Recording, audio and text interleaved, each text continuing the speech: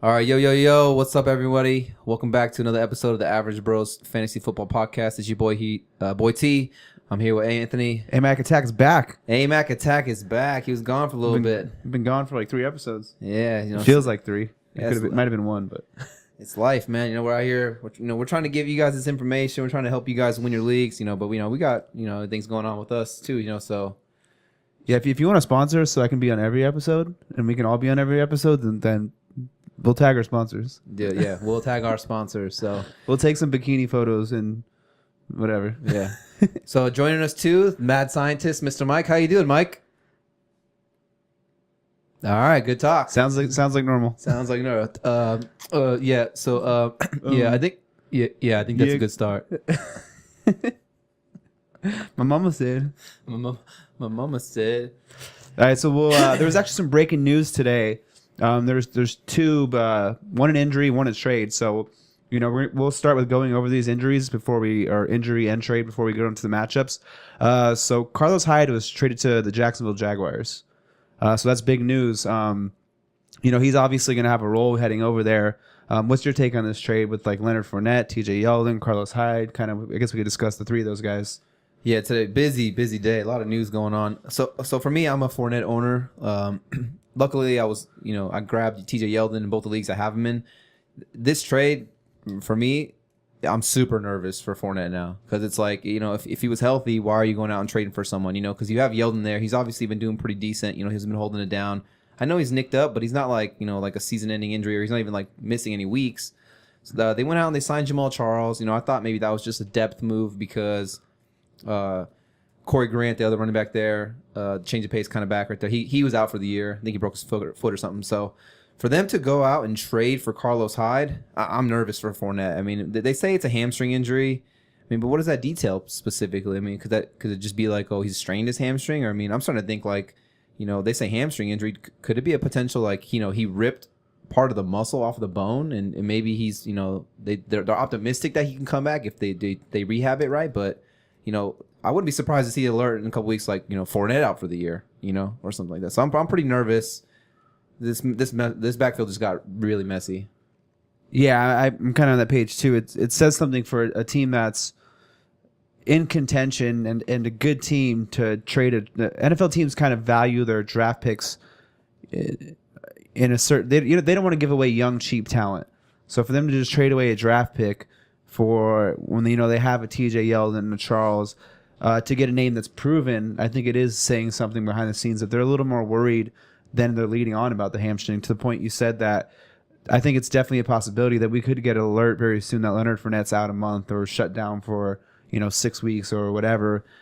So even TJ Yeldon, I mean, maybe his injury's a little bit more serious than they're leading on. So for a team to trade for a running back mid-season, it's saying something that's behind the scenes. As far as Carlos Hyde's value, I mean, if he's out there, it's a good line, so I think you can start him. If Yeldon's in there, I think it's going to be more of a timeshare. I don't think it'll be 1 or 2 of those guys carrying the load.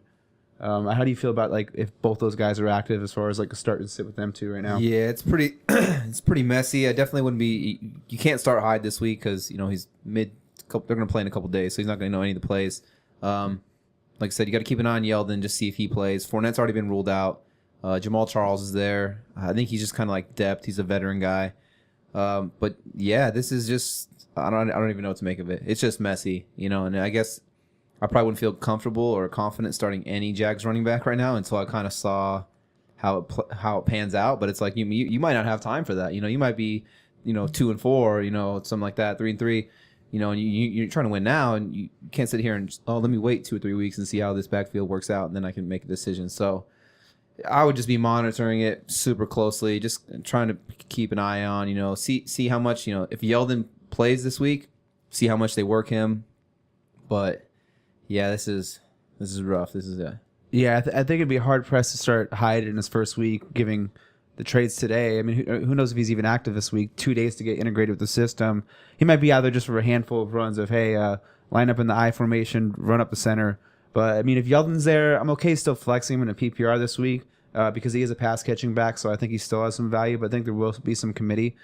Charles will probably – it might be like a 3-headed like attack, with Charles, Hyde, and Yeldon just to go this week, and that might make next week even more uncertain. So, I mean, if you're gonna play one, we'll get into matchups. I think Yeldon would be the one, but I'm more of the wait and see with this backfield because we don't really know how it's gonna shake out. Yeah, let's jump onto the other side of the ball now. So Carlos Hyde, he leaves Cleveland. I just got a Chubb. Oh, he just got a Chubb.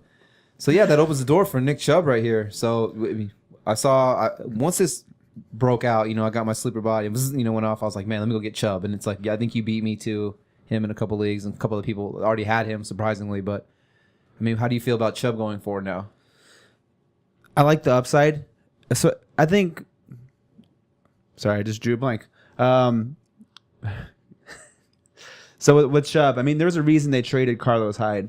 I don't think the reason is necessarily Duke Johnson. I don't think they traded Hyde because they were like, hey, Duke Johnson, we want you to be a featured back. I think the reason they did trade him is because, it is Todd Haley, the coordinator. Todd Haley if you look back to his time with the Steelers, it was Le'Veon Bell, no one else. It was when Le'Veon Bell went down, it was D'Angelo Williams, or put X name in, and he was kind of more of a one-back system. And if you look at Hyde's rushing attempts, he was getting I think he led the league in carries, or was in the top 3, I believe. So the potential for Chubb to just take over that role, and if he's highly efficient in that role, which he's been in a small role, I think there's a chance he kind of takes what Carlos Hyde workload was and hits the ground running with him. Now, if he struggles, I think you'll see more Duke involved, and I think Duke might get a few more carries. So I think he has flex potential going forward because Chubb's never been really known as a pass catcher. We haven't seen him in the NFL yet, but coming in, he was known as more of a 1-2 down thumper. So I think there's decent potential for him to take Carlos Hyde's role, maybe even exact role, if not even more, and be more efficient with it. Yes, for me, I'm kind of looking at this backfield now. It's like a poor man's version of the Saints backfield. You got your Thunder with Chubb, and you got your Lightning with Duke Johnson. They obviously, they signed Duke Johnson to an extension in the offseason, so I can't imagine them just totally, erasing him from the from the offense. I think what Chubb does, he kind of just takes that Carlos Hyde role. I'm thinking like 15 to 20 touches per game, easy goal line work. The one thing with Duke Johnson, I've kind of noticed, and I've talked about this on one of the episodes, how I've been picking him up, dropping him, picking him up, I don't know what's going on. But in 2 of the last 3 games, so in the 3 games that Baker Mayfield started, he has 4 receptions in 2 of those 3 games, and he's gotten over 10 plus PPR points in 2 of those games. So I'm kind of thinking maybe they're starting to integrate Duke Johnson a little bit more into the offense, passing wise. I mean, you got a rookie quarterback. He can't keep throwing the ball 10 times to Callaway on the outside, and Callaway catches 1. I mean, why not throw some shorter, quicker, easier completions to Duke Johnson in space? Let him work. Like you said, Todd Haley with Le'Veon Bell and stuff like that. Le'Veon Bell's getting a ton of catches. So, and I can't just imagine Chubb coming out here and getting a ton of targets. He's more of a bruising running back. Maybe, I think for sure he's going to get a couple targets here and there. But yeah, I definitely Chubb, if you can trade him for somehow and get him on the cheap, maybe someone doesn't realize what's going on, I would definitely be trying to trade for Chubb because, like I said, you're getting a running back 15 to 20 touches, goal line work on a pretty good offense. The Browns have been really competitive this year. I think they're definitely trending in the right direction. Even Duke Johnson, if he's out there, I'd go grab him, especially PPR wise. Chubb be more standard. Duke Johnson would be like the PPR guy I'll be trying to get. So. Yeah, we kind of don't know how it's going to shake out yet, so I would grab both, either or, if they're on your waiver wire. If you have 2 bench spots to burn, you could actually even grab both and kind of see how it shakes out. I'm just taking a look at Carlos Hyde rushing game log. So he's had 3 games over 20 carries, and every game he's had at least 14 carries. So definitely the upside with Chubb, as far as from the rushing aspect, the attempts, there's a possibility they're there. I think it's a 50-50 chance it could be a time split, but there is also the chance that he basically just takes Hyde's roles and Duke Johnson kind of stays what he is. So, we got to wait and see. We'll see how it plays out this week. I mean, it could be 50-50. For all we know, Duke Johnson could, see 10 carries and get that passing game work and be the more valuable of the 2 going forward. So if they're both there, you grab them both, take a flyer, see what happens. Yeah, it'd be a good strategy. Might even be like you say, grab both of them. They're both productive. Now you got two pieces of equity you can trade. Maybe you go out and you trade Chubb and a receiver. Now you upgrade a receiver, a running back, or you got Duke Johnson still. You can throw in your flex, or vice versa. You know what I'm saying? So definitely go grab those guys and stash them. Just see how that pans out. So some other news going on right now. We kind of touched on this in the last episode. Marshawn Lynch, nursing a groin injury. They didn't know how serious it was. They're on a bye. so it kind of hasn't been too much noise about it or news about it. But and just got an alert today, groin injury. They're saying he could miss, up to a month, and I even saw a report where saying that he might be done for the year. So, Jalen Richard, what do you think? And I went out, I grabbed Jalen Richard in every league I could possibly get. Just some numbers on Jalen Richard that I looked up real quick. And this was with Marshawn Lynch in the lineup. Marshawn Lynch was getting about 55% of the snaps, 60% of the snaps. Jalen Richard, in 4 of the 6 games, he had 6 or more receptions, and he had 50 or more scrimmage yards in 4 of the 6 games. And like I said, that's with Marshawn Lynch. Now you got no more Marshawn Lynch. I'm sure Doug Martin is going to get some type of run. They brought him in for, reason. But this defense for the Oakland Raiders is just terrible. And we're seeing, you mentioned it in one of the episodes before, Derek Carr's throwing for 300 yards every single game, it seems like, because they're playing catch-up mode every single game. But, he's also throwing for 300 yards every game, and he's capped and checked down. Everything's within 5 yards of the line of scrimmage. So that's kind of where Jalen Richard has been eaten up, and that's why he has 6+ catches in 4 of the 6 games this year. So if Jalen Richard's out there, I would definitely be going to grab him and just monitor that situation. Because, if Marshawn Lynch, he's older. He's in his 30s. That's typically, the dinosaur age for a running back. Even though he's been running really good, maybe he's just kind of like, whatever, I'm over this. We're leaving. We're going to Vegas anyways. The only reason he came back is because he wanted to play for Oakland. He doesn't want to play for Vegas. He doesn't want to play for any other team. So maybe he's just like, whatever, I'll hang him up. I did my thing. It is what it is. Jalen Richard could be a, sneaky guy down the stretch. Yeah, I'm looking at some more reports right now. That's why I've kind of been quiet. The latest report that just came out it's saying it's exact words is Ian Rappaport's reporting that it's a strong possibility that he's headed for injury reserve. So if it's not an IR, he's going to at least be out for quite some time. Like Tyler said, Richard and Doug Martin are basically the 2 pieces left. And, I think the reason Marshawn Lynch was getting so many carries is because he was effective. Now, we've seen Doug Martin, and we've seen how ineffective he's been over the last 2.5, 3 years. Yeah. So if it's more of the same with Doug Martin, I think Jalen Richard has that nice passing role. Like you said, he's seeing a good amount of targets from Derek Carr, which checks down, 5 yards in basically every play. So I think in a PPR league, he's going to have some good value. And I think that there's a possibility if Doug Martin's ineffective, that Jalen Richard will end up getting maybe 8 to 10 carries a game. And that's only going to make him a pretty strong flex at that point. And the thing is, too, is, like you said, Lynch might be done after this year. They're moving to Vegas in 2 years. He's older. He's 32 now, I think, or 33. Yeah, he's up there, like younger 30s. Yeah, he might just be like, look, the Raiders, they might be, 3-13 this year. So he might be looking into like just possibly retirement or not even coming back next year. Doug Martin, we've seen what he is for years now. Now, Jalen Richard, this might be a guy to where they're like, hey, we're 1-7 already, or 2-7. Let's see what we have in this guy. So they might actually be looking at what they have in Jalen Richard if they lose another game or two, because they might be out of it already. So, they're already building for the future and looking for the future. So he could be someone to where they want to see if he can handle 15 carries in a game. So I think the upside with Jalen Richard is definitely there. He could end up being someone you pick up, and, he ends up being your RB2 just based off of Derek Carr check down and carries. Yeah, 100%. I agree with that for sure. All right, so yeah, a lot of news going on today. You got anything else you want to touch on before we jump into these matchups? No, just keep an eye on the injury report, because there's a lot of major players that have been on the injury report Friday. We're pretty deep into the week. You got Nuke Hopkins, Sony Michel, Calvin Ridley. Yeah, so Dalvin Cook was already ruled out. Yeah, this week. Cook was ruled out. Calvin Ridley did practice today, so that's a good sign. So he's a Monday night game, but you really need to watch the injury report over the next few days. And Sunday morning, wake up an hour early if you have to, if you have some of these major players. So yeah. Actually, honestly, I was going to ask you a question and get your opinion. So I saw today Dalvin Cook was out. One of the teams in my league. He's 2-4. He has Fournette and Dalvin Cook. So that shitty luck for that guy. That's why he's 2-4. I was thinking about, do I try to trade? Do I try to buy Dalvin Cook on the low here? Because those first 2 games he was there, he was seeing good amount of workload. I think he got like double-digit points in both games. He's obviously better than Latavius Murray. That's a good offense.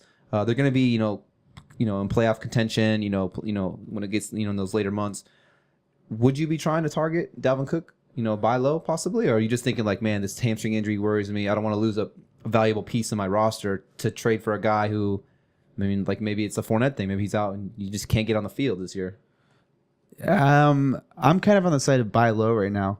Like you said, he was coming off of an ACL tear into the season, and he was still in the 2 games he was relatively healthy for. He went for, I think it was about 100 yards combined in both games. Yeah. I know he had about 50 yards receiving in both of them.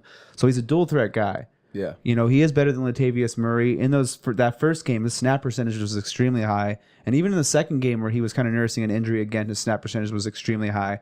So there's a lot of upside there. If it tells you what the upside I think it is, in a league, I offered Jordan Howard for Dalvin Cook. I know Dalvin Cook's already out. I know the owner's in a pinch. I know he needs a running back. And I know he can technically use Jordan Howard. And he doesn't even know. I think actually Dalvin Cook has a bye next week. If not, it's 2 weeks. It's coming up. I know that. So I'm on the way of buy low, because if he comes back, and he said himself he doesn't want to come back unless he's 100%. He's it seems like he's tired of being hurt. He knows he can't help the team. So when he comes back, the upside there, I mean, it's low end RB1, high end RB2, and you know, if he ends up being a workhorse, he's someone to where you could buy low, and if you're in a good position, like you said, you're trading someone 2-4, maybe you're 4-2 or 5-1. Maybe you don't need him for 2 weeks, but maybe week 10, 11, he starts to get that old Dalvin Cook role, and you're hitting for the playoffs, and you got, you know, a high end RB2 that you just traded for in the low. So I'm on the buy low train as of right now. Yeah, it's kind of crazy. You said Jordan Howard. The trade I was going to offer the guy was like a Jordan Howard for Dalvin Cook. I'm not 100% sure, but I'm pretty sure their playoff schedule, weeks 14, 15, 16, pretty juicy too. I think they play the Lions in there down that stretch, and the Lions can't stop anybody. So all right, well, let's just jump into these Sunday morning matchups. Make sure you set your lineup, you know, before Sunday morning. Don't wake up at 9 o'clock. Try to set your morning lineup, because one of these games, it's the Titans versus the Chargers. That game's in London. That game's going to start at 6:30 in the morning. So you're going to be asleep, or if you live in Vegas, you're going to be hammered drunk. Not going to remember to set your lineup. So set your lineups before the week starts, okay? But yeah, you got the Tennessee Titans. It's a neutral site. It's in London against the, I always want to say San Diego Chargers. Go Chargers. But it's against the Chargers. The Chargers are minus 6.5. So let's start on the Titan side of the ball. Mikasa. How you feel about any of these Titan players over here? One of the uglier offenses that offseason had potential, but right now you're not starting Marcus Mariota. His touchdown rate is 1.7%. So that basically means he's every 100 pass attempts he's been throwing, he averages 1.7 touchdowns. That's not so you good. almost need about 3 games worth of passing attempts for him to score basically 2 touchdowns. Back when he was actually a good quarterback, it seems like forever ago, but it was 2 years ago, his touchdown rate was about 5.7, which is about league average. Even last year when he played 13 games, his touchdown rate was 2.9%. So as far as Mariota, I'm talking about him now because I don't think we need to talk about him anymore. Going forward, if he's going to keep looking this, you got to see multiple games out of him before you can even consider streaming him, basically at this point. And that kind of ties into, you know, I'll just roll it over to Corey Davis.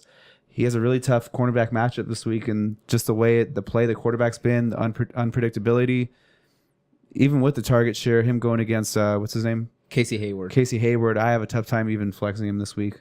I think if you're desperate, you're banking off targets, but for the most part, I'm looking elsewhere at wide receiver. Yeah, I would definitely be sitting Corey Davis this week. He's going to be shadowed, like you said, by Casey Hayward.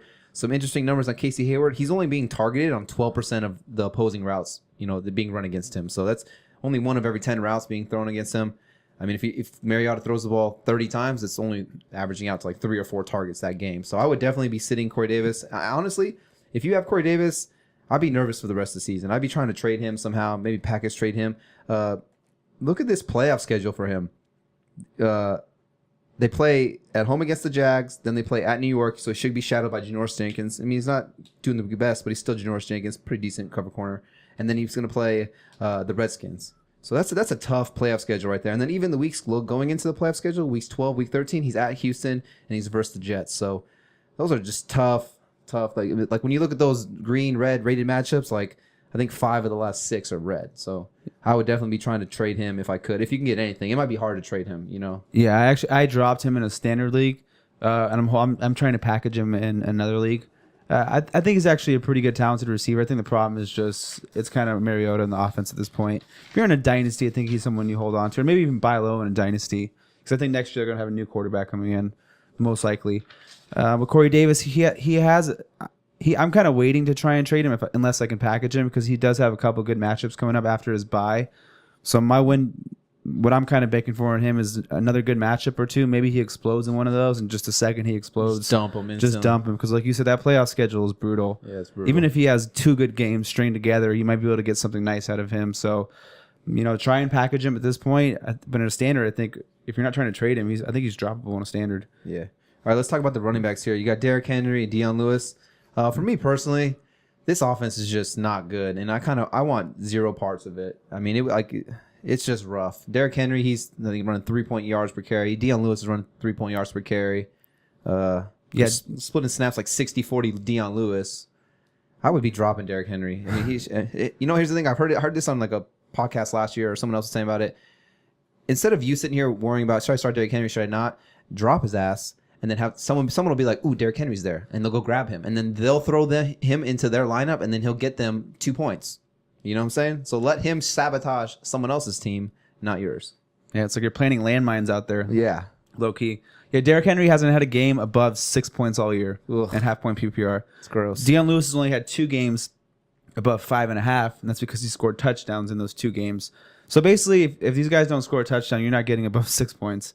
I mean, you could, but I'm saying they just have. What I'm getting at is they haven't been very efficient. So either the two of them, I don't think at this point. You're Derrick Henry's probably droppable, and then Deion Lewis, he's on my bench until something. I'm not say if someone gets hurt or not, but I mean, I think the only way one of these running backs really has any type of value is if the other one was to sustain an injury. I didn't realize. Wait, are the Browns and Jaguars playing this week? Let's see. Let's look. No, the Browns are at Tampa Bay. Okay, because I got an alert saying Carlos Hyde isn't expected to play against the Browns. So it threw me off. maybe next week. I don't know. But all right, let's jump onto the other side of the ball. You got Phillip Rivers and the Chargers. How you feeling about the Chargers here? Okay, so we've touched on this a couple times. This is one of the few matchups I actually get to dig into a little bit. So Phillip Rivers is going to have a red matchup this week. If you're looking at your ESPN or whatever league you use. Basically the Titans are ranked the 5th best pass defense in the league. But the only decent team they've played as far as passing options is Philadelphia and Baltimore, if you want to consider Baltimore decent. The other games have been against Buffalo, Miami. There was another crap team in there. So their defense is rated a top 5, but they haven't played anyone special. The only decent quarterback they played, I think, was Carson Wentz in his first game back. Yeah. So they haven't actually played any talented passing offenses. So don't be afraid to start Rivers, even though you see that red staring you in the face. Because when you look at the numbers better, they haven't played any significant passing offense so far. Yeah, I mean, Rivers he's Mr. Reliable. It's just he gets it done every year. 2 touchdowns in every game. He gets drafted in the 12th round or later every single year, and he's like a top 10, top 12 quarterback every single year. So they have a lot of weapons on that team. I would definitely be dialing up Phillip Rivers. Melvin Gordon could be RB1. Eckler, you think about flex play this week maybe, or he's kind of one of those guys where I mentioned a week or two ago, I'd be trying to trade him. I'd still be trying to trade him. He does get touches, but the thing is when he's not going to score, when he doesn't score, you're going to have games like last week and 2 weeks ago where he's in the 6-point range. He's getting about 3 receptions a game, which is nice, and 6 to 8 carries, so he gets you about 10 touches a game. But when he doesn't score, the numbers are just average. So you're kind of banking on him to score. So I'm okay flexing him if you need to, because he is like a boom player and he can make a long play and break something. But if you have better options, because Tennessee is actually a decent defense, they're not a bottom of the barrel defense, I'd kind of maybe look elsewhere. It's a London game too, so it could get a little tricky and be closer than we expect. Yeah. So the receivers, Keenan Allen, PPR machine. Let's touch on the Williams guys. You got Tyrell Williams and Mike Williams. Cause it seems like every week it's one or the other. It's not both, So it's like when Mike Williams has a good game, Tyrell Williams is kind of, whatever. And then last week, Tyrell Williams went off 2 touchdowns. I think only 3 catches, though. But then Mike Williams didn't have a good game. So for me, I'd probably be fading both these guys. It's just too boom, risk, reward. There's better guys probably on the waiver wire you can go pick up. You got a Chester Rogers, Jermaine Kearse. You got players like that out there, who probably safer floors, than these guys. There's Tyrell plays more snaps. Williams has the touchdown upside, but like Tyler said, there's, I'm not even considering these two. Yeah, because Tennessee is still a semi-tough defense. So yeah, Keenan Allen, Melvin Gordon, Eckler, if you want to, but the other 2 guys, you're praying that you get lucky at this point. So yeah, for sure. All right, we can move on. All right, let's jump into the next matchup. We got the Detroit Lions. They're -3 at the Miami Dolphins. So last week, I can't believe this. We're Dolphins fans. I'm super surprised that Brock Osweiler led us to victory against the Bears defense when the Bears defense is just the one or top three at least, right? So Yeah. I'm shocked. But and then so I see this game like Lions -3. That's crazy. Like the Lions defense is nowhere near as good as the Bears defense. But then I guess it is we do have Brock Osweiler playing. So, but starting the Lions side of the ball here, Stafford. I mean, you're probably playing him unless you have a better option. But majority of the time you're playing him. I would maybe temper expectations though, because the Dolphins' pass defense has been sneaky good. I think we lead the league in interceptions. So Stafford's known to go out there and chuck up 2-3 interceptions in a game. Yeah, Miami's actually, even dating back to last year, they're not one of the best. You see Miami Dolphins and you're like, oh, the public opinion is all the Dolphins fucking suck and whatever, blah blah. We're not even gonna get into that, but that's what most people think is the Dolphins suck. So you should fire up everybody against them. They actually play really well against quarterbacks and receivers. You know, so like Tyler said, maybe temper your expectations. Maybe if you have two really good options, maybe shoot with one of the other options over Stafford in this week. And they've been blitzing a lot, getting a lot of pressure on quarterbacks, and that's been leading to a lot of the interceptions we've been making. Yeah, just some guys that we were talking about in the waiver wire episode. I mean, if you got like an Andy Dalton out there or like a Jameis Winston out there, I would definitely feel way more confident throwing those guys out there instead of Stafford. So Agree. check and just see if maybe you got some better matchups out there on the waiver wire. You know what I'm saying? I think a lot of times people what they do is they draft certain players like, oh, I draft Stafford, you know, he's my quarterback. That's it. Set it and forget it every week. But sometimes, you know, it's better just to play the matchups. Yeah, Stafford's good and maybe he's your quarterback for 10, 12 weeks. But if you can, you know, get a better matchup, why not? Why not shoot for that upside? You know, Jameis Winston in a potential shootout, you know, at home, you know, that high-powered offense, you know, throw that upside out there instead of Stafford. You know, maybe he throws up a goose, you know, egg, you know. Yeah. So yeah, I think you expect 250 and 2 out of Stafford, but you might also get a pick or two in there too. Yeah. Versus like you said, you know, there's some other players who have more upside. Yeah, I think he's a safe play. I don't think he's a bad play by any means, but you know, there is probably some potential better options out there. Do you want to roll over to the receivers or start with the running backs? let's start with Kerryon Johnson.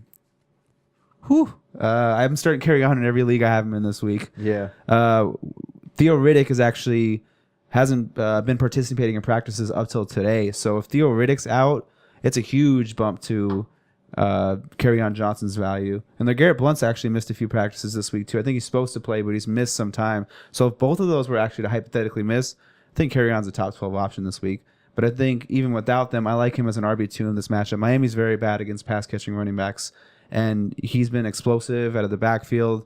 You know, I think he's a good bet for, you know, 15 to 20 touches in this game, with likely taking.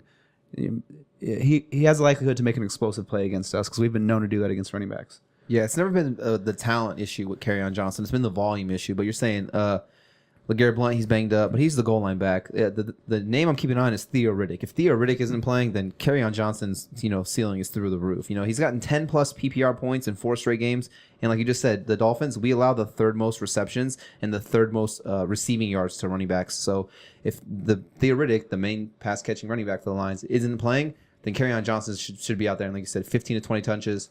I love Kerryon Johnson. I would definitely be playing him in every single league. He's got RB2 this week for sure. RB2. Yeah, I think he's a good, pretty decent chance he gets, you know, around 50 through the air, 50 on the ground, about 100 total yards. When if you're a PPR, like I said, over 10.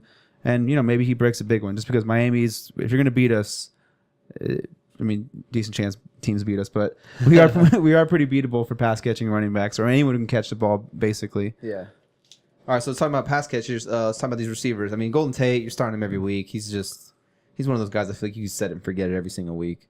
But let's talk about Marvin Jones and Kenny Golladay. So basically, with those two, one of them is going to draw Xavier Howard. Now, at this point, if I'm a defense coordinator, I think I'm trying to take away Kenny Golladay. Yeah, I agree. Over Marvin Jones. And I think he actually sees more snaps than he does. So I think I might be fading Kenny Golladay a little this week. You know, Howard does kind of tend to, if not shut down receivers, at least cap their upside. So, you know, Golden Tate, I love him in this matchup. But, you know, this might be a week where Kenny Golladay maybe has a down week a little bit this week. Yeah, I would agree. If I was a defensive coordinator, I'd probably be putting Howard on Kenny Golladay because he's the guy who, you know, he would be the one, I think, in my eyes. So, which for me, kind of interesting. I'm not a big Marvin Jones guy, but if Xavier Howard is going to be on Kenny Golladay, then this will kind of open the door for Marvin Jones. I saw on the wide receiver corner matchup that he's going to be going against like Torrey McTier or Tyler McTier, whatever his name is. I don't know. Tyler McGyver. Tyler, yeah, I don't know. He's just not good. I don't know. I mean, I guess you can't say he's not good. He's in the NFL, but he's not as good as Marvin Jones Jr. is what I'm trying to get at. So, if you have Marvin Jones Jr., I mean, I would feel comfortable playing him this week. At least a flex guy. You know what I'm saying? Yeah, especially especially because he's a deep down the field type of guy too. Yeah, in a standard league too, I think he's a pretty good start because it's his touchdown upside is going to be there. Yeah. All right, tight ends. They ain't got no tight ends. Defense trash. So let's jump over to the Miami side. Tannehill, he's reportedly supposed to be out again another week, and then maybe even next week. So that kind of it's Brock Osweiler time. I mean, if Mike was here, he would just say it. Tall quarterbacks, they work. Brock Osweiler. I mean, it worked last week. Yeah. I mean, all he had to do was just hike it, huck it, chuck it, pass it to Albert Wilson, Yeah, touchdown. Albert Wilson was taking 10-yard screens to the house. Yeah, so let's talk about the running backs real quick here. Frank the Tank, bro. He's just the ageless wonder. Frank Gore, man. I mean, I don't know. Like, we saw at the beginning of the year how they listed Gore and Drake as co-starters. We're kind of thinking, like, what the hell does that even mean, co-starters? But it kind of, I mean, I guess it means like a 50-50 split kind of down the middle. They've been splitting carries, touches. It's around 14 to 15 touches each per game. So one thing I do know this is that the Lions, they allow the third most rushing yards per game. They allow 146 yards per game. And then they also allow the third highest yards per carry at 5.3. So I would actually feel comfortable possibly starting both these running backs this week. How do you feel about it? Yeah, I think they're both in that low-end RB2 range. I mean, to get guaranteed work out of running backs, especially with bye weeks and some of the running backs you're looking at, at least your guaranteed production. PPR, Drake's been actually getting some catches the last few weeks. He could have had a better game had he not, fumbled near the goal line and then just put his head into the towel. Yeah, he cost you a beer bet with that fumble. No, he cost you a beer he did. bet. I was like, God damn it! I would have drank that beer happily. It was like for him to score that touchdown. It was 9.8 after the fumble. I would have drank that beer with a smile on my face. So. Yeah, so I mean, but that is noting that he's still getting some goal line type of work. I think it's kind of they're both going to get goal line work. It might just be who tends to be in on that series. I don't think they're necessarily using one over the other. Yeah. It seems to from watching the games. It might be Gore one series near the red zone. It might be Drake. I don't think they really particularly favor one. So if you're in a PPR, he's getting some catches. I think you're fine. Okay, with like low end RB2. Gore, he seems to be more on the chain moving side of the ball. So I think he's a little bit more valuable on a standard because he's going to guarantee more carries for you. So low end RB2s for me with both those guys. Yeah, I mean 5.3 yards per carry. If I was the Dolphins, if I'm Adam Gase, I'm not trusting Brock Osweiler to throw the ball 30 times. I'm running the ball. Each of these running backs would have 15 carries each if I'm the coach here, because I'm just trying to run the ball down their throat. I'm trying to keep my defense fresh. I'm trying to keep Stafford and the Lions on the sideline. I'm running the ball a ton. So, and if Drake can't get it done this game, I don't know. You know what I'm saying? I don't know what to say, because like I said, they're giving up 146 yards on the ground.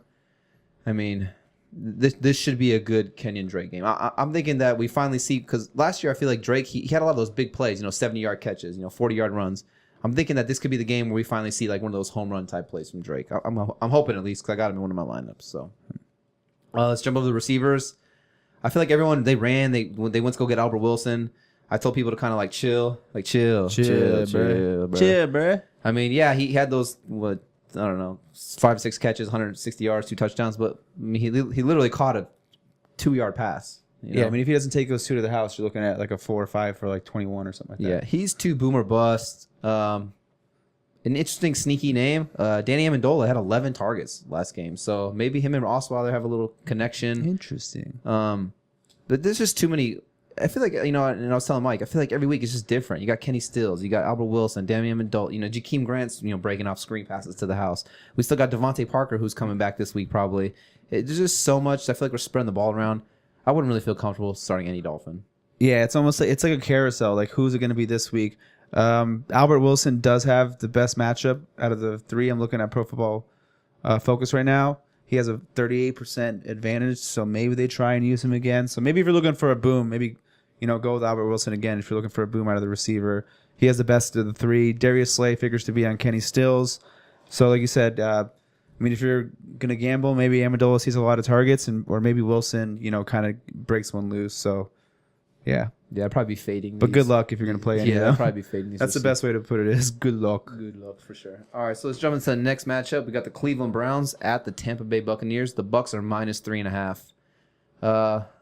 We talked in the waiver wire episode, me and Mike, about possible streaming options at quarterback this week. And Mike's stream of the week was Baker Mayfield. So it's a good matchup. We talk about it every single week. Like whenever you see teams like the Bucks, the Falcons, teams like that, the Raiders, you kind of want every piece of the opposing team because those defenses are just terrible. And, the opposing team is just constantly putting up points. And Mayfield's looks pretty decent. So definitely a streaming option at quarterback here if you're looking for an option there.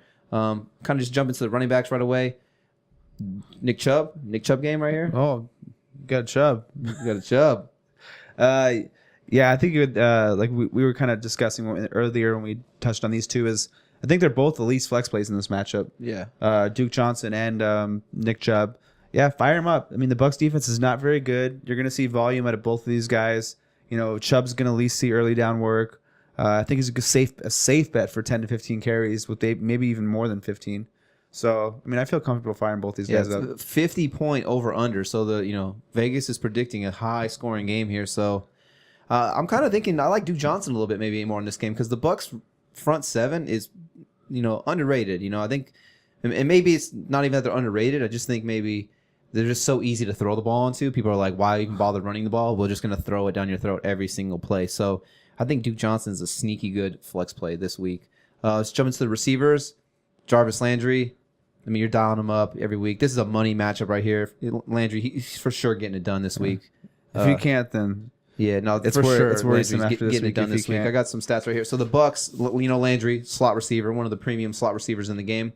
The Bucks have allowed the most slot points to wide receivers. So I mean, to the receivers that line up in the slot, they've allowed the most points to that player, and that's where Landry plays. So, and even Landry, if you can try to get Landry on the low, maybe. I mean, Landry's not like a true number one, but I mean, he's a solid number two, especially in PPR.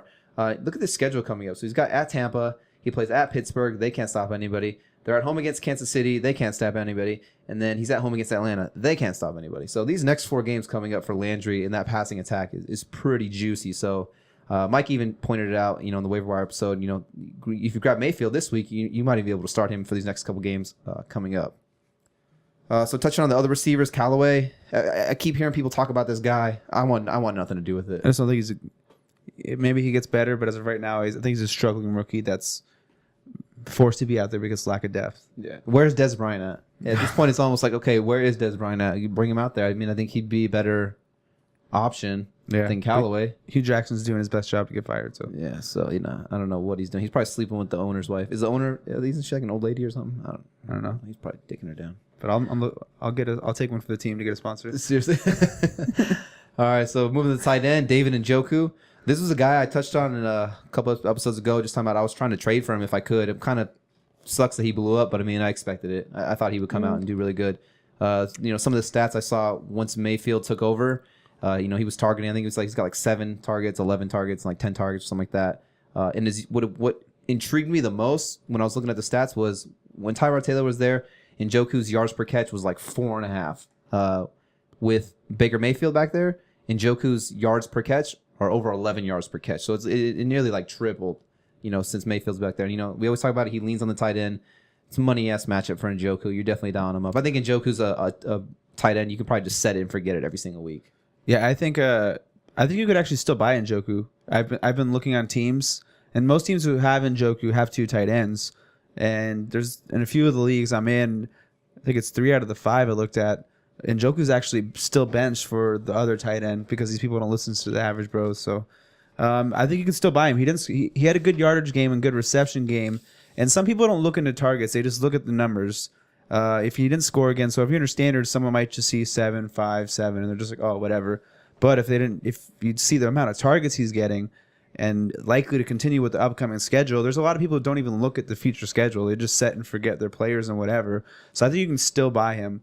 But this might be your last week to buy him on the cheap because if he has a big game and scores a touchdown or 2, that window's going to close. Yeah, I mean, he should have a big game. The Bucks, they allow the most points to opposing tight ends. Poison. So, Njoku, big game for that guy I thought right I there. saw Njoku. I kind of like the over in this game, 50 points. What do you think? Just kind of like side notes. I mean, Bucks can't stop anybody. Bucks can score.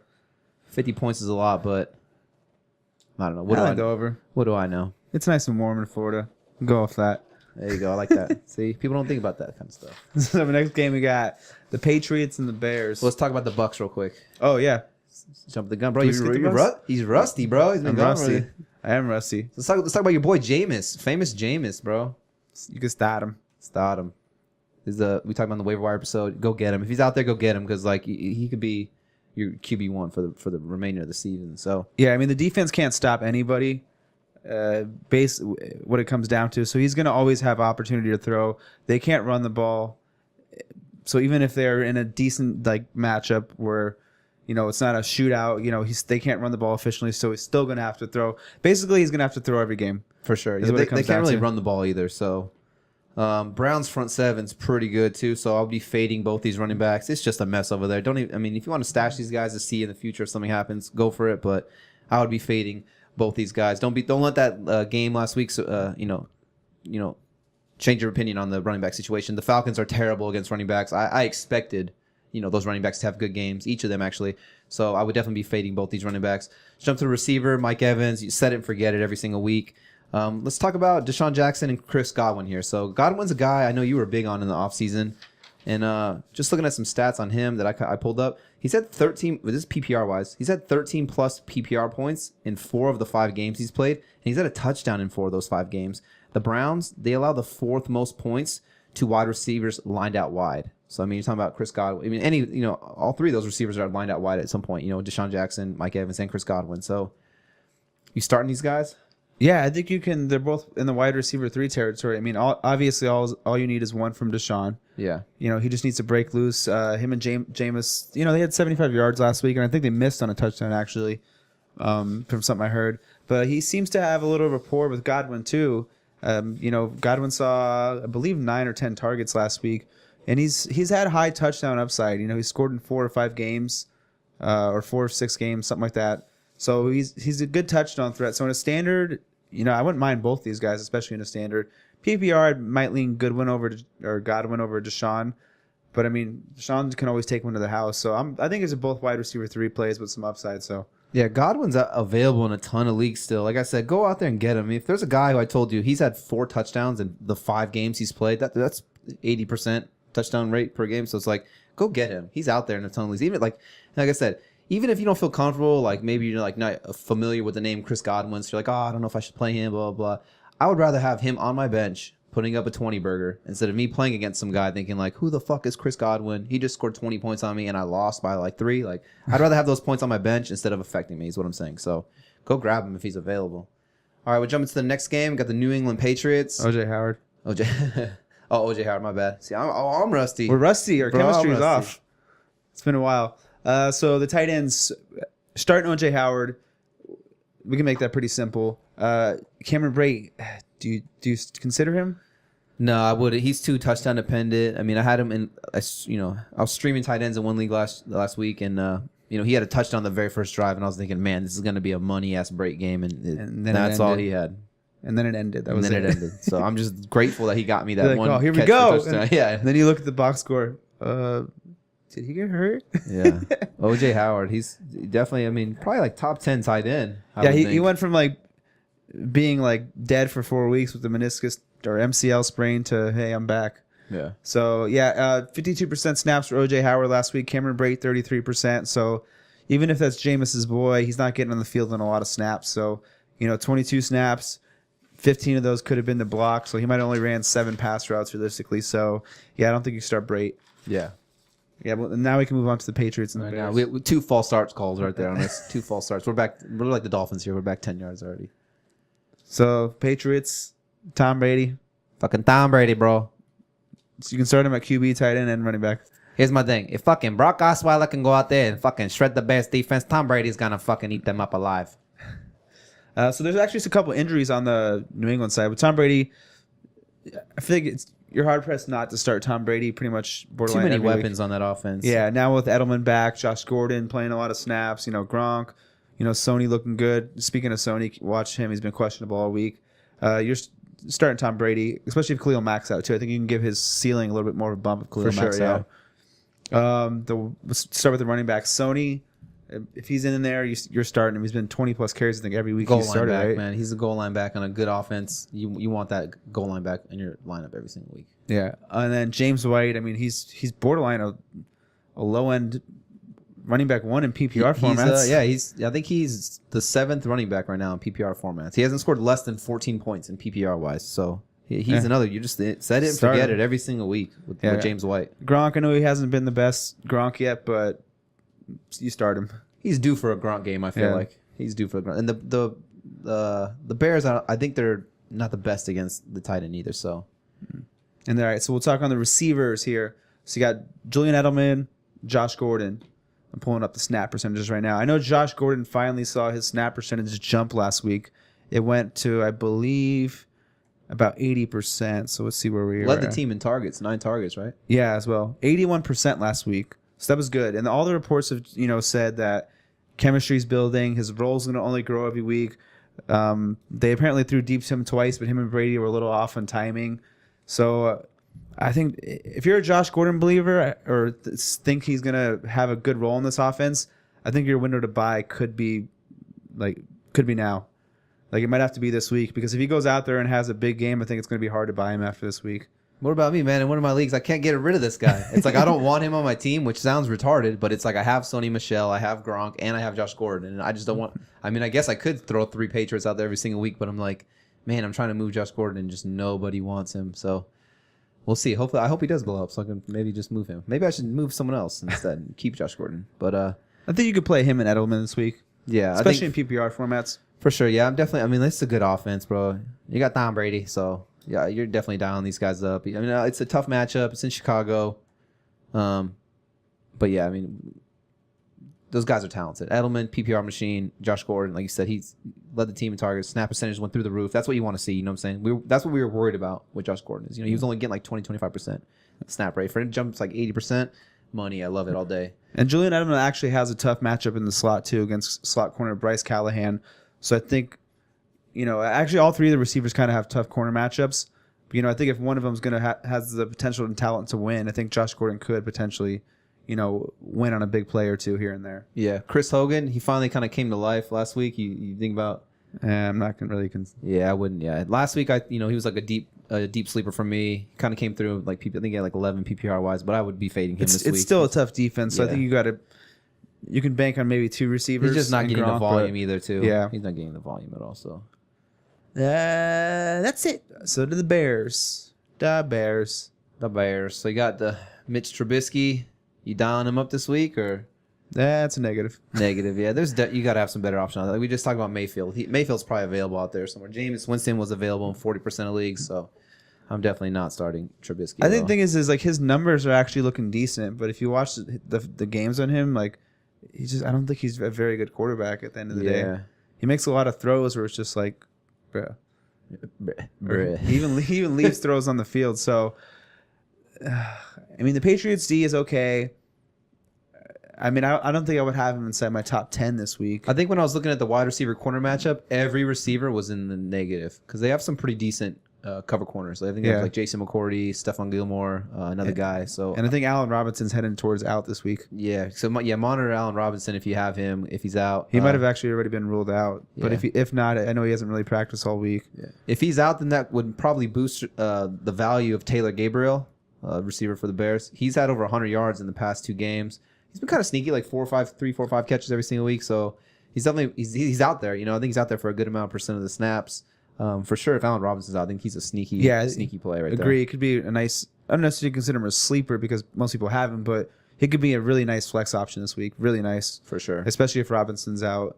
I think if Robinson's out too, you could also bump Trey Burton up a little bit. I think he'll see a few extra targets in this game if Robinson's out. Yeah, Trey Burton, you're starting him every week. The tight ends are still thin. So let's touch on Allen Robinson real quick then. If he plays, do you feel comfortable throwing him out into your lineup, or would you try to maybe look for a different, maybe even a Taylor Gabriel, for example? Out of the 2, it seems like Gabriel and Mitch Trubisky are developing a little bit of chemistry. The targets have actually been in favor of Gabriel the last 2 weeks. Which is weird because it's not weird, but to start the year, the targets were actually in favor of Robinson, but they've actually went towards Gabriel the last few weeks, actually 10, 7, and 5, and then for Robinson 7, 4, and 6. So, I mean, if I'm going to start one of the 2, I'm going to follow the trend with the guy who's been healthy all week. versus the guy who's questionable and hasn't practiced all week. So if I have to start one of the two, I'd actually lean Gabriel. Yeah, I agree with you right there. I'd actually be fading Allen Robinson, even if he's playing, just because I think he's going to get shadowed by Stephon Gilmore, and he's actually one of the better corners in the league. So, touch on the running backs right here. So, this kind of breaks my heart here because I was so big on Jordan Howard. I was never big on Jordan Howard the first 2 years he was in the league, but then, this, draft season, I was diving into the numbers, and I was thinking, like, man, this he's really good. He's, like, sneaky good. And, I was reading his numbers, like, in the offense, he's been catching the ball more, all these things, blah, blah, blah. First couple weeks came out, he looked pretty solid. But these last couple weeks, he's disappeared. I don't even know who is Jordan Howard. Who am I? Yeah, who am I? Coach Nagy, who am I? And I don't know. It's been the Tariq Cohen show. I mean, I guess maybe it's game script. Last week I called that, or a lot of us called that Tariq Cohen will be the running back out of the two there because Miami, we're not good against pass catching running backs. So we all knew that was going to happen. This week, though, I mean, how do you feel about it? I think it's hard. You have to start Cohen, right? He's just been crushing it. You got to start Cohen this week. But what's going to happen is it's going to be a Jordan Howard week when we're all expecting it to be a Cohen week. That's exactly what I was thinking, man. Here's my thought process on it. You're starting Cohen because he's just, he's 8 and 9 targets the last 2 weeks. He's killing it. He's just killing it. He's a quick, shifty guy. He's almost like a poor man's Tyreek Hill or a Sproles type of player. You know what I'm saying? Super fast, elusive. You're starting him every week. The thing with Jordan Howard is if I'm the Bears, I'm trying to just ground and pound this game. I mean, I don't want Tom Brady on the field. I don't want the Patriots on the field.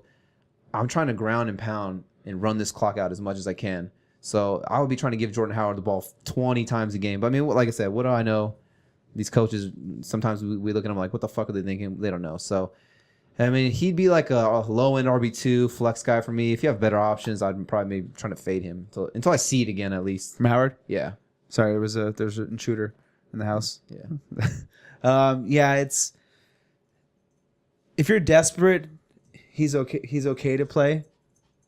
But if you have some better options, like I'm in the realm of where I have Kerryon, Mark Ingram, Todd Gurley, Corey Clement, and I think I'd actually start all 4 of those guys over Jordan Howard. Yeah. So, but some guys are thin, so at least you're guaranteed work with him. I think he is still the goal line back. Unfortunately, he had a fumble too as well.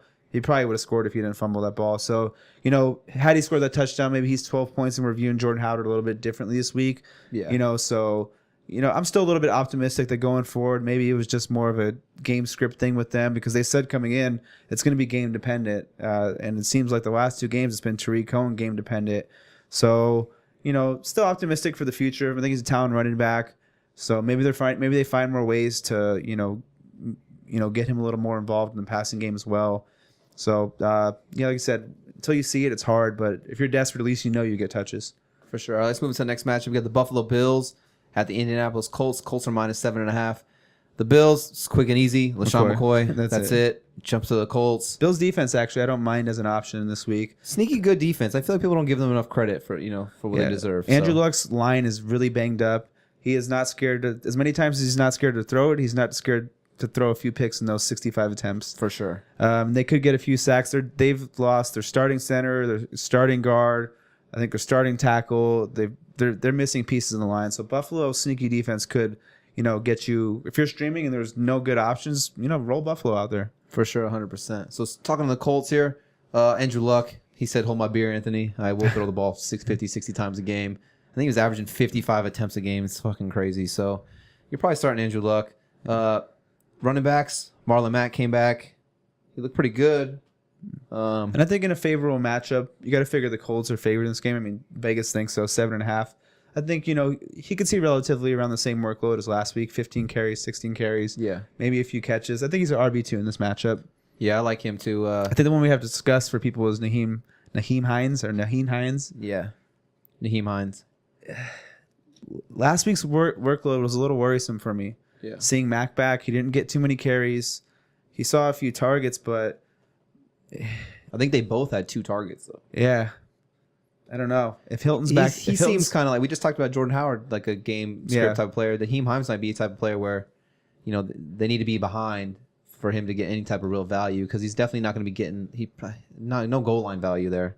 And he said Mac should be getting the ball 15 times, and Mac can catch the ball too. So yeah, Mac could be a potential 3-down back in the NFL. So yeah, I would probably be fading Naheem Hines right here. I actually saw a couple people, they dropped him already. They jumped the gun. They're dropping him already. So Yeah. let's touch on the receivers here. T.Y. is supposed to come back. 4-5. 4-5. 4-5. T.Y., if he's there, I feel like it's hard for you to not play him, You gotta especially with start Andrew him. Luck thrown 55 times. Just maybe temper your expectations. The Bills are probably going to throw their best corner, Tre'Davious White, to shadow T.Y. And Tre'Davious White, he good. He good, So- but it is Andrew Luck who's highly accurate. And if you're on a PPR, he's going to probably see 10 to 12, 13 targets. So you got to figure in a PPR, he's still going to get you 5 catches, 6 catches.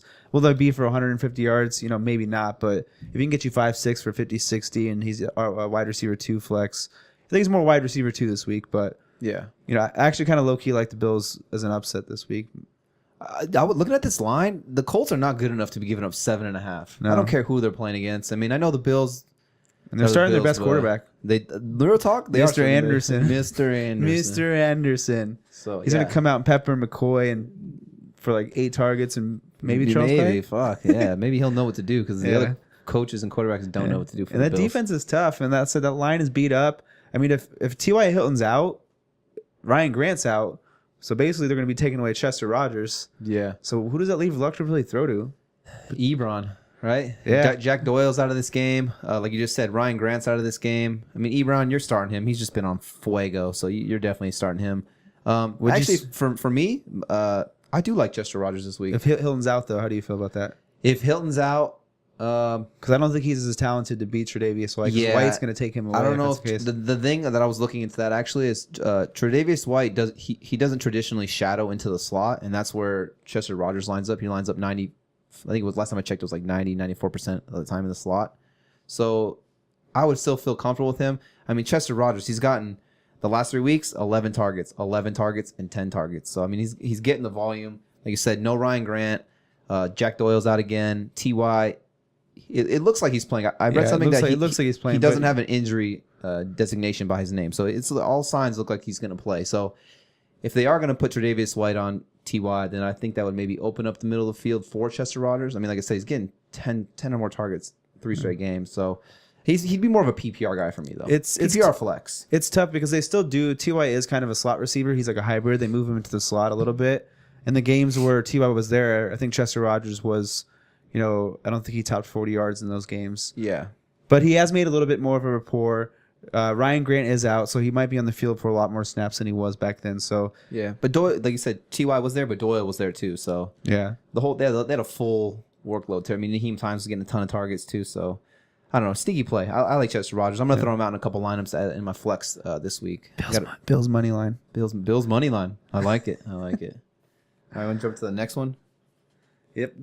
got- So we got the Texans and the Jaguars. Jags are the 5-point favorites, 41.5 over under. Yeah, lowest looks like lowest over under of the week. So not a lot of points figured to be scored here from Vegas's thinking. So we'll start at the Texans. Deshaun Watson. I think it's tough to play him this week. It's tough to play him. You spent such a high draft capital on him, but I would be fading him. Like I said, there's better options out there. I would feel like let's just throw some names out there. You playing like a Mayfield over Deshaun Watson? See. Jameis Winston? CC. He said CC. No pizza. Let's look at some other names. Who else we got? I can't even think right now. Just say it and I'll say C. See, everyone, right? Yeah, I don't know. It's been brutal for Deshaun. Mitch Trubisky, I think I'd start Mitch over. Yeah, it's been brutal for Deshaun. Their offensive line That's is where I was about to terrible. go. The line is so bad. It worries me that at home, this is a get-right game for Jacksonville's defense. Like, he's been getting taken so many hits. I don't even know if he's going to last a year at that line, unfortunately for him. Yeah. He's a talented quarterback, but there's only so much you can do when the line is that bad. So, yeah, I'm fading him this week. I think you're fading Will Fuller. You're fading Kiku. I say you love me. Yeah, I think you're fading everyone here. Lamar Miller, Alfred Blue, like everyone. Yeah, I mean the only one Nuke. You have to start him. Yeah, he's just even it's- when he's covered, he's not covered. Yeah, And Deshaun, Deshaun threw he'll like- just fucking chuck it up. shot to him. through like that laser pass, and like I don't know if Nuke basically just basically jumped up and strong hand caught it. Like it probably would have taken other receivers 5 yards down the field. Dude, yeah. But he's just a beast. You can't even. He's had actually success against Ramsey, so yeah, he set it and forget it every single Yeah. week. So You starting this defense, maybe streaming defense, Texans? I'm okay with it. Yeah. You know, I if think you're it's a like, decent play. You said lowest over under right now for the morning games at least. if you're just not, if you're trying not to get burned by a defense, like shit, I don't want negative points. yeah. Watch them get negative points, but if you're trying not to get like a negative point defense, I don't mind it. Yeah, for sure. Still some playmakers on the defensive side of the ball. So Yeah. So let's jump over to the Jack side of the ball. Blake Bortles. I'm definitely not playing him. He's just too inconsistent. The running back situation we talked about at the start of the episode. It's just so murky right now. You got to keep an eye. Like for me personally, I have Yeldon and Fournette. Fournette's already ruled out, so I have Yeldon, who's I've been throwing out there every week. if everyone's This out, is just rough. if everyone's out, because Hyde's reportedly already ruled not expected to play this week, do you take a chance on Jamal Charles? I mean, yeah, why not? I mean, Jamal Charles. I mean, I don't know if maybe it's just the name Jamal Charles. You're like, yeah, fuck it, miss why him. not? Yeah, so, yeah, like, oh, fuck it, why not? Jamal I missed Charles, the days but- where Jamal Charles was good. I mean, if I knew he was going to get 15 to 20 touches, a couple catches. I mean, obviously they throw the ball to the running backs. I mean, you see Yeldon had like 8 receptions of the game, And he can catch. And Jamal Charles can catch the ball. So, yeah, you're in a pinch. You need a running back. You got buys. Injuries. And, maybe you have Yeldon. Because you have Fournette like me, and Jamal Charles is out there. So, yeah, I wouldn't feel terrible starting him. Yeah, maybe if you're in a double flex and you're low on options, Yeah, maybe you have like 5 buys. sneaky good. Sneaky Because good. Seahawks, That's a fucking those deep Packers. sleeper. Some people have a lot of buys. If you had like Lynch, Raiders, there's a lot of like decent players like on buy. Yeah. Let's talk about the receivers. You feel comfortable starting any of these guys? Probably not. I mean, if Here's what you do: is you get a dartboard and you cut it into thirds, and you put Cole, Westbrook, and Moncrief. You put a bandana on, you throw the dart, and whoever it lands on, that's who you start. so you get that dartboard, you put the names up there, and you throw that fucking dartboard in the trash because you don't even you don't even fucking play. And if you miss, you don't consider any of them. If you miss the dartboard, you start Jamal Charles. Yeah. I mean, you got the wide receiver corner matchup up there. Do Yeah, any of them have good ones? I'm pulling it up right now. I mean, off the top of my head, It's all negative so it'd be far. DD, but I don't know. This game looks rough. This is going to be definitely a low-scoring game, tough division game. Both the defenses are pretty good. Both the offenses are pretty bad. I would definitely be fading everyone. Besides Nuke in this, I mean, I guess the running back, you need to start the Jags running back if he's there, but I mean, if you Texas have run D's pretty good. if you have a hunch and you think one of these guys is gonna have a good game, then go for it. Yeah. Go with your gut. Go what you got. Go with your gut. All right, so let's move to the next match. We got the Carolina Panthers. Arr. How do you always do it? Arr. At the Philadelphia Eagles. Eagles are -5.5. You can only do it when they're at home, though. You can't do it when they're Oh, away. that's right. It'd have been I missed it with the Jaguars last week. Eagles. The Eagles. All right, so Killer Cam, down him up every week. Chris McCaffrey, stud. Talking about the receivers here. Funches, so I think I lost a beer bet with you on Funches this last week. We're talking about I don't think I would have started Funches, but he said hold that beer, Tyler, said because I'm about to score this tug He said, right Drake, did you fumble? now. Yeah. I got you. Yeah, I got you. So Funches though, would you feel comfortable starting Funches again this week? Or I mean, at this point, I believe he's been above 65 yards in every game or 60-something yards. yeah. So standard, I think he's relatively safe at this point. Yeah. Greg Olsen, he's playing, but he's playing through injuries. And yeah, he's out there, but I started to look at some numbers with him. And when he's been playing injured, he's been highly inefficient. He's out there snaps. He's getting some targets, but he hasn't done much with it. So I still think you can kind of lean on Devin Funchess still. Wide receiver 2 with, touchdown upside. And if he's getting you 60 yards, he's going to probably get that 3 or 4 catches. So whether it's PPR or whether it's standard, I think he's relatively has a safe floor. Yeah, he'd probably be like a flex guy for me because they don't really have any other receivers there. Torrey Smith's a veteran. DJ Moore's still a rookie working his way up. And Curtis Samuel's kind of like a gadget guy. So he's definitely the main receiver there. Like you said, Olsen's still battling that foot injury. He's not going to be 100%. I think he even came out and said he probably won't be 100% for the rest of the year. So Okay, I lied in the yardage a little bit. I must have been looking at someone else. But he's 41, 3 for 41, 7 for 77, 4 for 67, 4 for 53, 5 for 74. So if you're in like a PPR, like I like said, 4 or 5 catches a game. yeah, though. you guys a relatively safe floor. If you just need a receiver out there and you don't want someone to shit the bed, throw throw Devin Funchess out there. Yeah, for sure. All right, so Greg Olsen, down him up or I don't know. actually I wrote some notes on this one. Do not Get out. So yeah, okay. So Olsen, it's tough. If you got Olsen, you're probably gonna play him with unless you have some better options here. But Let's go over some names. Keep going where you're going. But the Eagles, they've allowed the fewest points to tight ends, and they've only given up 1 touchdown to the tight end so far this year. So definitely not a good matchup on paper. He's kind of banged up with the foot. If you can get some better options, like for the name just kind of jumped to the top of my head, CJ Uzama, Big Uzi is what we're calling him. Who's your daddy? Big, yeah. Who's And your what dad? does he do? What does he do? So if if Big Uzi's out there, I'm going to grab him 100%. And I'm starting him over Olsen. Austin Hooper, the Hooper Pooper Scooper, he's out there in a ton of leagues too. I would definitely be getting him and dialing him up over Olsen this week. Yeah, I agree. Looking at some guys, Greg Olsen said, "Who's your daddy?" Evan Ingram, if he's out there, or Greg Olsen. Ingram. Atlanta's defense is trash. Yeah, see Ingram as well. Let's look. Would you go Trey Burton or Greg Olsen? Trey Burton. Jordan Reed or Greg Olsen? Jordan Reed. I almost said Vernon Davis. I got Jordan Reed. You might even be able to get Vernon Davis over. For sure. All right, I think the point is we're saying is that we're not super confident in Olsen. Yeah. I mean, if you got Let's to... find a guy where we'd start him over. We got to find one. Geoff. You starting him over Geoff? I don't know. I think I'd go Geoff. It's a tough matchup, and he could die out there with his foot. They think could just fall off, and he's out there like a pirate trying to waddle down the field. All right, let's do this one because this one could be tough right here. You starting Greg Olsen or you starting Cameron Brate? I think that's where I draw the line. I think I'd go Greg Olsen. Greg Olsen. Oh, that's still tough though. Brate might get 1 for 7 and a touchdown. That's true. That's true. If you basically say we're like, if your kind of point we're getting at is, we don't think he's really the best option this week. Definitely, yeah. If you have 2 tight ends, like if you have like let's do Kyle Rudolph or Greg Olsen. I'm going Rudolph. I go Rudolph too. Yeah, so he's basically he's a tight end, basically a tight end too. Pretty much, yeah. At this point, so it's just a bad matchup. He's not 100%. They're on the road. I would be trying to fade Olsen for sure. Yeah, and I think like I said, I was looking into some numbers, but I didn't have enough time this week because we're not sponsored yet, so I have to have a life outside of this.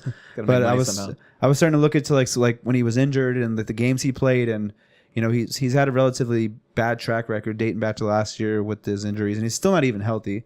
He knows he's going to need foot surgery coming up, and that thing 50% chance that it explodes during the game.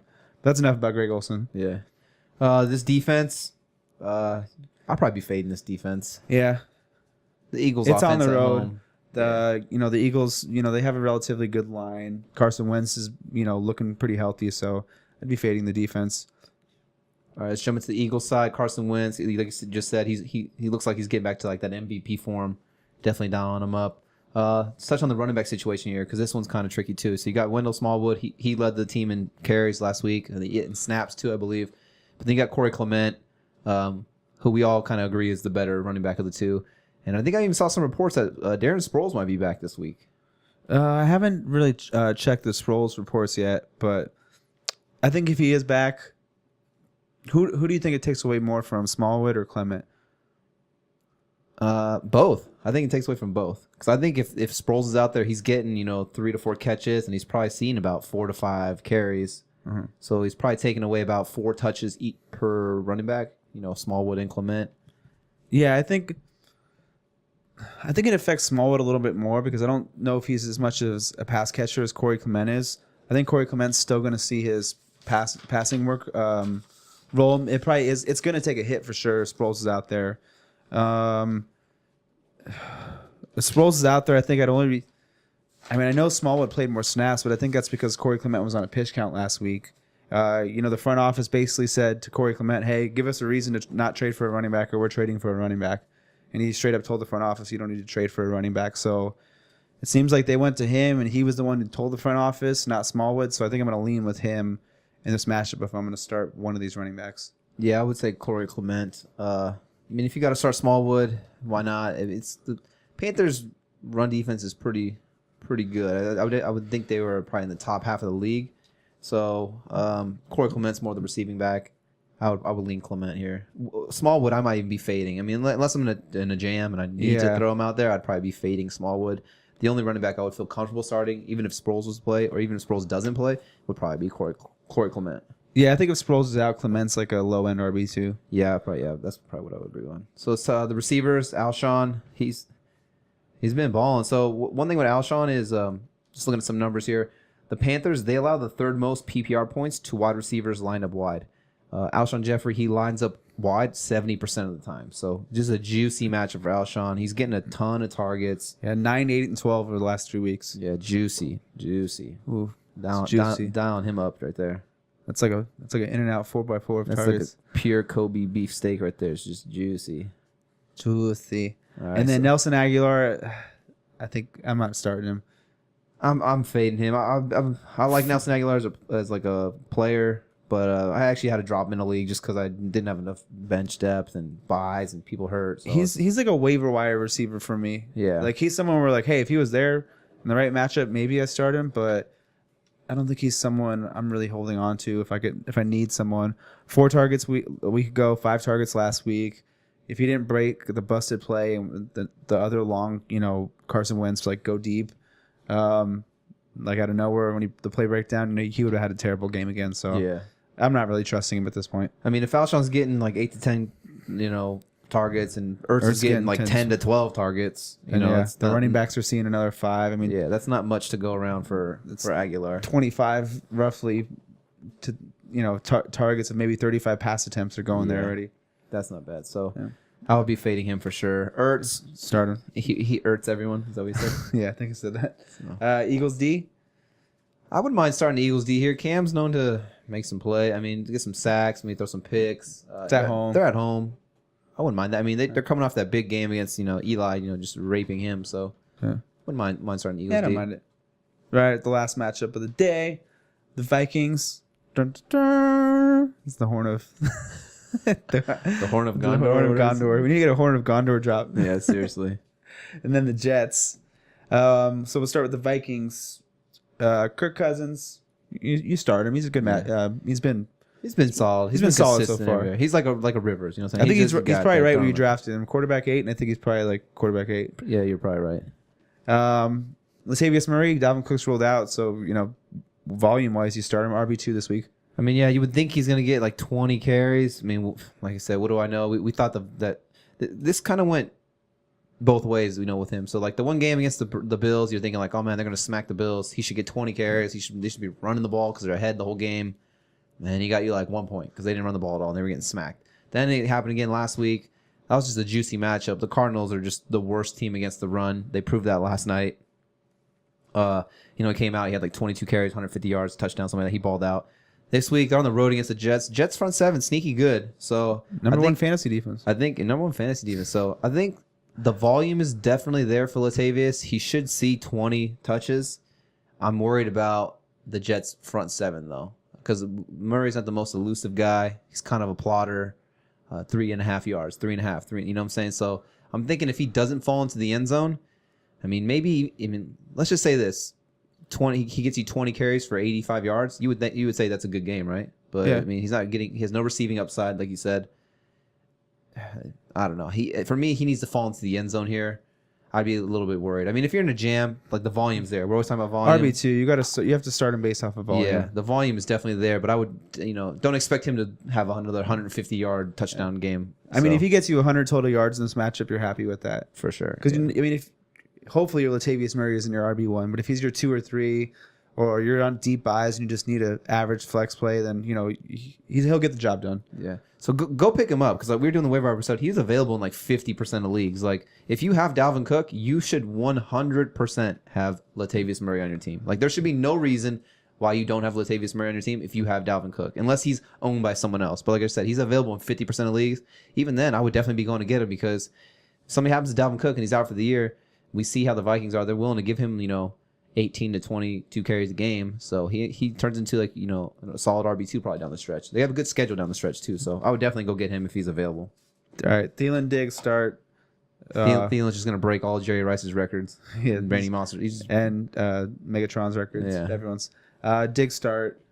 Kyle Rudolph. I think if you have Kyle Rudolph, you're probably playing him. You're not really considering. Yeah. So just some numbers on some Rudolph just to feel a little bit better on him. Throw him into your lineup. So the Jets, we talk about all the time. The Jets, they're terrible against the slot, and that's why Thielen's just going to destroy them because Thielen lines up in the slot. But we've seen a lot of the games, like D.D. Westbrook, Chester Rogers a couple weeks ago, Golden Tate in the slot. They rape the Jets in the slot. So Kyle Rudolph, he lines up in the slot 55% of the time, and he has 4 or more receptions in 5 straight games. So You're looking at safe floor of like 4 for 50 probably. I don't know, somewhere around there. They're just not good at defending the slot. So I mean, if you're kind of guessing like, should I start Rudolph? Should I not? There's just some stats right there to like make you feel a little bit more confident on that start. Yeah, nice tight end for this week. Yeah. To the Jets side. Hey Donald. Yeah, you're not starting Darnold. The running backs. So this is I think what is it? Every other week, Crowell has a monster game. So you start him. we should have a huge Crowell game. If the trend continues. What I feel, I was listening to someone was talking about it, and they were talking about yeah, I got Crowell on my team, but like, when do you ever feel confident throwing Crowell out there? Like never. You know what I'm saying? And then like he'll put up 30 points on your bench, and you'll be like, fuck, I should have started him. Yeah. It's just, I mean, I think the game script probably figures. This is my reasoning. If I have Crowell, I'm probably keeping him on the bench. Vikings probably win this matchup. They're favored. I don't think it's a game script to where they're going to be out to a big lead and be.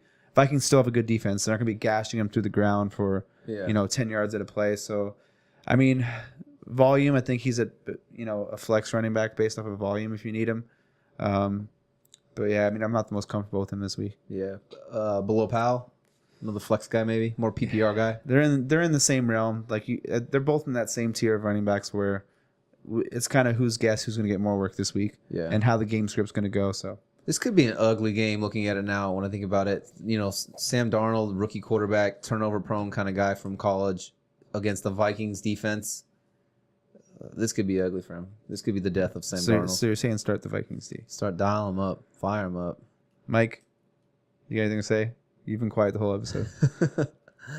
All right, so let's talk about the receivers here. Quincy Enunwa, he was, the Jets receiver you wanted in the beginning of the year. He was getting all those targets. I think he's been battling a lot of injury. I think he has a high ankle sprain, right? Yeah, I think he actually changed his name to Jermaine Kearse. He went to the government and said, "Hey, call me Jermaine Kearse." For sure. Yeah. He's out for I think about a month at least. So if you're going to consider a Jets receiver, I mean, Kearse is in the Enunwa role. Xavier Rhodes figures to shadow Robbie Anderson outside, so he's going to take him away. So, I mean, if you want a PPR, maybe he gets another 10, 12, 13 targets and has an Enunwa game, 7 for 70, 6 for 65, and you want someone who could, kind of give you a decent option. Maybe he scores a touchdown. I'm not opposed to Kearse this week. Sleeper of the week? One of the sleepers, you think? We'll do a sleeper of the week. For sure. Yeah, I mean, like you just said, Quincy Enunwa was out for a couple weeks, high ankle sprain. Those things are hard to come back from. Terrell Pryor, he's banged up. You got Robbie Anderson outside. Robbie Anderson's just too boom or bust. He's either home run or strikeout. And, I mean, now you're going to add on top of that, he's going to see Xavier Rhodes a good amount. The roads are closed, as I say. So I would definitely, if he's going to move the ball at all in a game where they could be behind because the Vikings are just better than the Jets at the end of the day, yeah, I definitely like Jermaine Kearse. Like you said, what did he go 9 for 10 last week? Yeah. So I definitely like Kearse this week. Sneaky play right there for sure. All right, so that was all the Sunday morning games. That's it. Thanks for listening, guys. The next episode, we're going to break down the Sunday afternoon games and then the Sunday night game. Just, like I said, shoot us out. Any questions, concerns, whatever. Shout us out, @AverageBros_fantasy football. Thanks for listening. You got anything else? Nah, I'm Gucci gang. I think we did really good without Mike. I don't even know if we need him anymore. No, we might have went a little long on time, but that's it. But that's about it. We don't need a scientist for a watch. No. All right. Thanks for listening. Deuces.